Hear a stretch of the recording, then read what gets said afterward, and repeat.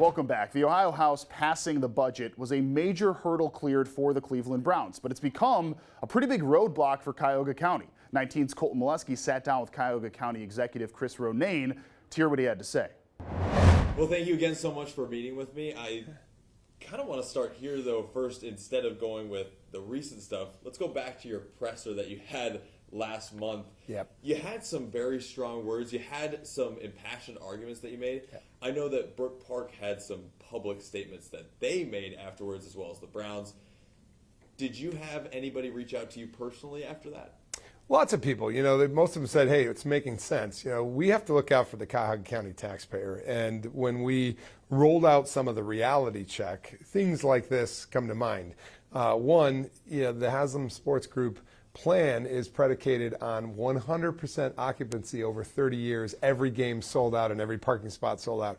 In development, and I come from a development background, you've got to do some scenario planning. So we need to see what the mid-case scenario is and the worst-case scenario is too. But they've got this loaded up for the very best scenario that everything always stays the same for 30 years in Browns traffic down in Brook Park. You get down to some of the details of their financial plan. They want to use a bed tax, a % bed tax in an already highly bed taxed area, and they want to basically tax the downtown hotels to build their single-use stadium in Brook Park. We're not sure that dog's going to hunt. There's another thing that they've put into it, and that is the car rental tax, where they've been saying, well, this is a user tax for out-of-town tourists. Nope, the actual most regular user of a car rental in this town is a Cuyahoga County resident themselves, because when they have an accident, when they have an axle problem, when there's a car breakdown, they got to rent a car. So that's a charge put right back on us, and they want $6 a rental car in their pro forma. They want to charge you $6 a rental car on top of what is already one of the highest taxed rental car districts in the country. So you add it up, the extra taxes is really a burden on the residents. And when you look at it, the issue of how this thing is supported over time has very ambitious assumptions in its model. So what we did is we reality checked it, and we got a lot of people who called and said, thanks for looking out for us. And speaking of that press conference, now that we fast forward a couple weeks, where are those conversations right now with the Browns, with the city, with Brook Park? Because obviously the county executive, not just Cleveland's executive. That's right.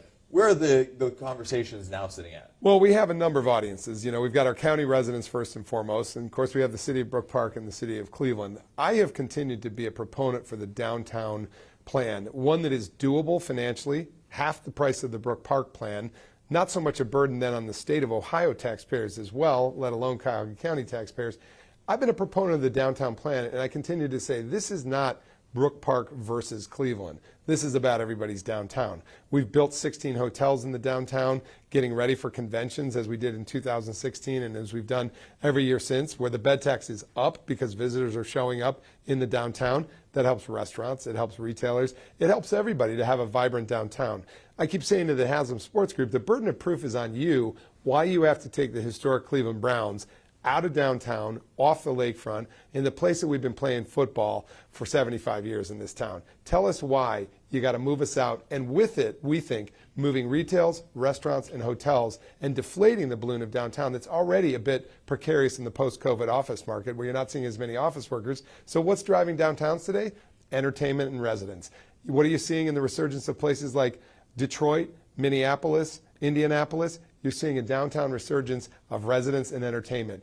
Just when we realize we are actually a national model with 3 sports teams and 3 facilities within walking distance that Detroit replicated when they brought the Pistons and the Tigers and the Red Wings back downtown together, they modeled after us. Why are we going a different way when we've become the national model for success in downtown stadium entertainment and the venues that support a vibrant downtown?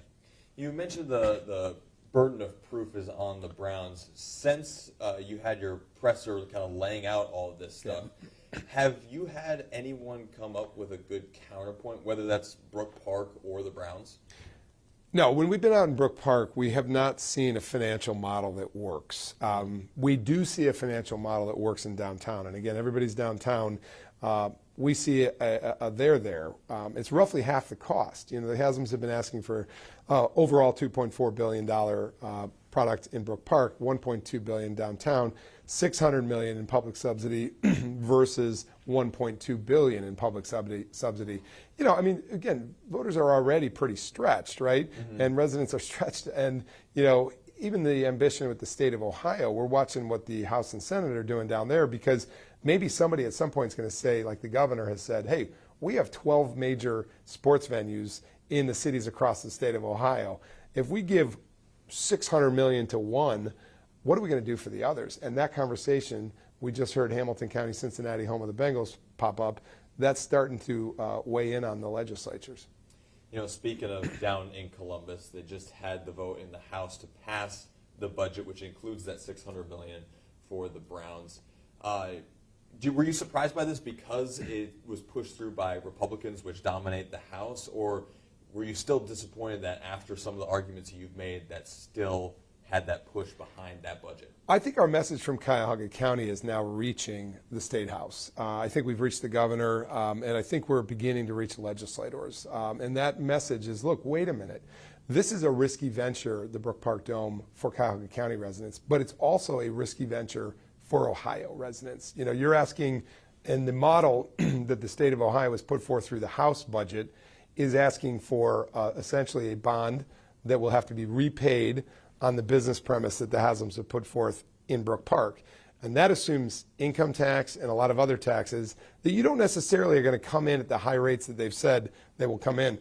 So what have we seen? We saw at the House a little bit of a dissension in the ranks when the budget bill was finally voted on. We saw people to an amendment that was offered that there won't be any more infrastructure for public stadia. We actually saw that vote go down by only one vote. So you're seeing dissension in the House. We'll see what happens when it gets to the Senate. I think in the Senate, this is going to be deliberated through June 30th.